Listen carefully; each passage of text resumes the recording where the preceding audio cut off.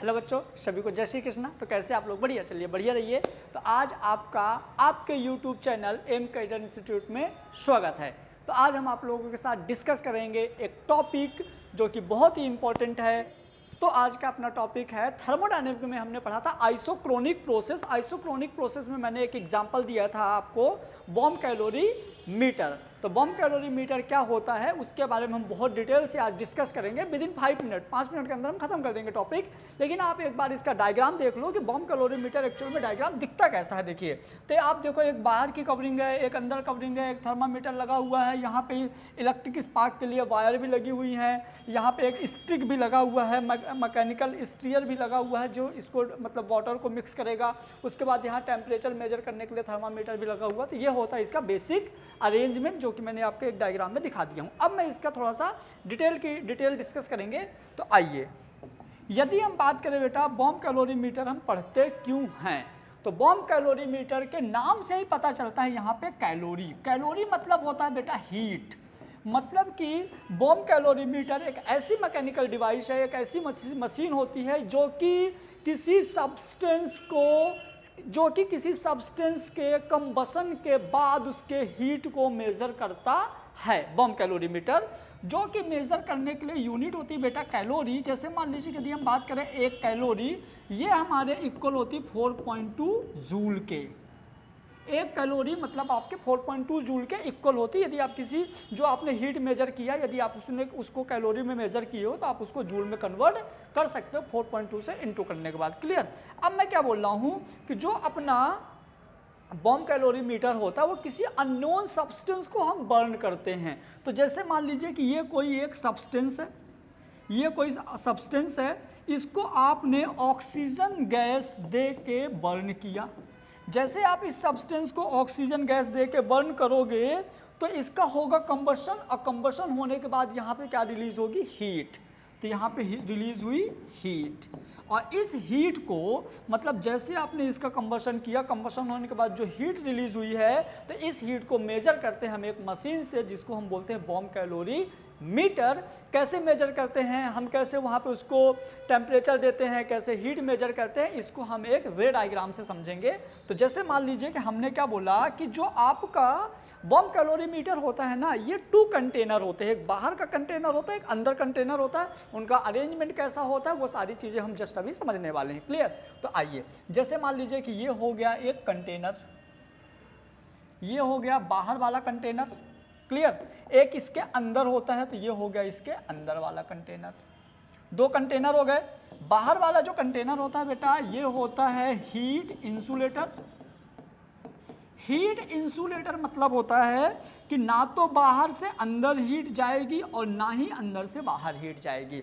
मतलब यहाँ पे हीट का एक्सचेंज नहीं होगा।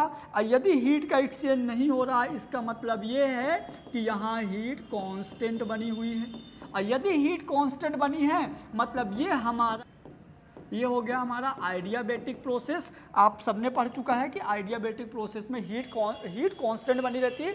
मतलब जो बाहर वाला कंटेनर वो हमारा हो गया आइडियाबैटिक प्रोसेस। उसके अंदर की बात करें तो उसके अंदर वाला जो है ना बेटा, ये वाला ये हीट कंडक्टर होता है और हीट गुड कंडक्टर होता है। मतलब यहाँ से हीट एक्सचेंज होगी। क्लियर हुआ? तो ये तो हो गया हमारा बेसिक अरेंजमेंट। इसके बाद यहाँ पे आप बात करो तो जो बाहर वाला सिस्टम होता है, यहाँ पे भरा होता है वाटर। जो आउटर कंटेनर होता है, जो हीट इंसुलेटर होता है, वहाँ पे यहाँ पे भरा हुआ है बेटा वाटर। यहाँ वाटर है। वाटर को मिक्स करने के लिए हम एक लगाते हैं मैकेनिकल स्टीयर।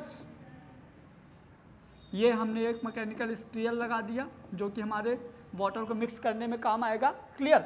इसके बाद जो अंदर का वाला कंटेनर होता है, जो हमारा हीट कंडक्टर होता है, यहाँ पे हम एक लेते हैं सब्सटेंस जिसका कंबशन करना है। तो हमने यहाँ पे रख लिया कुछ सब्सटेंस, मान लीजिए ये हमने यहाँ पे सब्सटेंस रख दिया। अब आप सबको पता है कि किसी भी सब्सटेंस को यदि आपको बर्न करना है, उसको जलाना है, तो ऑक्सीजन मस्ट है। तो हम इसको क्या देंगे? ऑक्सीजन। तो हम बाहर से एक पाइप के थ्रू इसके अंदर क्या भेज दिए? ऑक्सीजन। तो मैंने यहाँ से इसको दे दिया ऑक्सीजन गैस। ये हो गई O2 गैस। मतलब यहाँ पे बहुत सारी आ चुकी है क्या? O2 गैस आ चुकी है बहुत सारी। क्लियर? ये O2 गैस आ चुकी है यहाँ पे।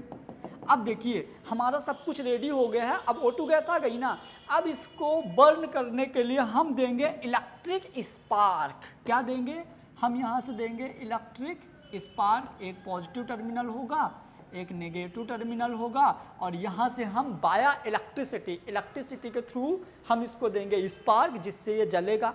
लेकिन इन सब के पहले आपको यहाँ पे एक और अपने सिस्टम में थर्मामीटर लगा के रखना है। तो हमने यहाँ पे लगा दिया एक थर्मामीटर, ये अपन ने यहाँ पे लगा दिया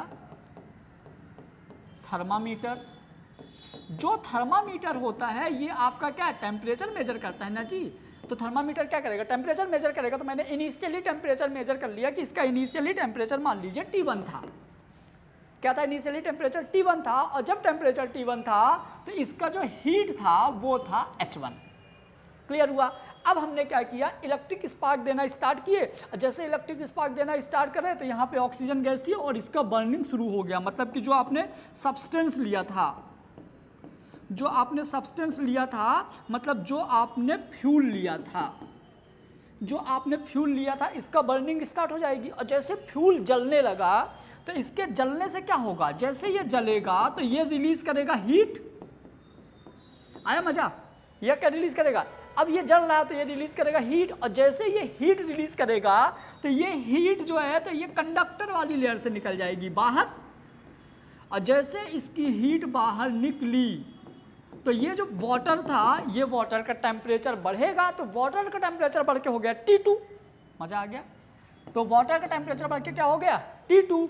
और यदि ये T2 हो गया तो इसका जो हीट है वो हो जाएगा H2। हीट हो गई क्या, H2। मतलब कि H2 मतलब एंथैल्पी, मतलब हीट को हम यहाँ पे एंथैल्पी से मेजर करेंगे, जिसको हम डिनोट करेंगे डेल्टा H। और आपको पता है डेल्टा H क्या होता है, चेंज इन हीट, मतलब H2 माइनस H1। ये हो गई आपकी क्या, डेल्टा H। और ये इसको आपने मेजर कर लिया किससे, थर्मामीटर से। और ये टेम्परेचर आपका हो गया डेल्टा T।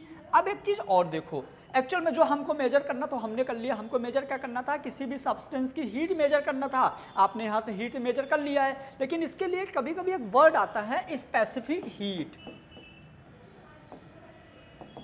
एक्चुअल में स्पेसिफिक हीट क्या होता है, स्पेसिफिक हीट एक्चुअल में दो टाइप्स का होता है। एक होता है स्पेसिफिक हीट फॉर मास, एक होता है स्पेसिफिक हीट फॉर मोल। इसको हम आगे बहुत अच्छे से डिस्कस करेंगे। अभी आप ये मान लो कि स्पेसिफिक हीट है, जिसको हम CP एंड CV से यहाँ पे डिनोट कर रहे हैं, मतलब कि specific heat for constant pressure, specific heat for constant volume. जो स्पेसिफिक हीट होता है, आपने जो सब्सटेंस को कंबशन किया, उसको जो गर्म किया है ना, मतलब होता है 1 मोल सब्सटेंस को हीट करने के लिए जो 1 डिग्री सेंटीग्रेड टेम्परेचर रिक्वायर्ड होती है, उसका वैल्यू होता है 14.5 से 15.5 डिग्री सेंटीग्रेड। वो होती है उसकी स्पेसिफिक हीट। आगे हम ज़्यादा डिटेल में डिस्कस करेंगे। तो यहाँ पे एक फार्मूला होता है delta H equal to NCP/dt। आ गया ना मजा।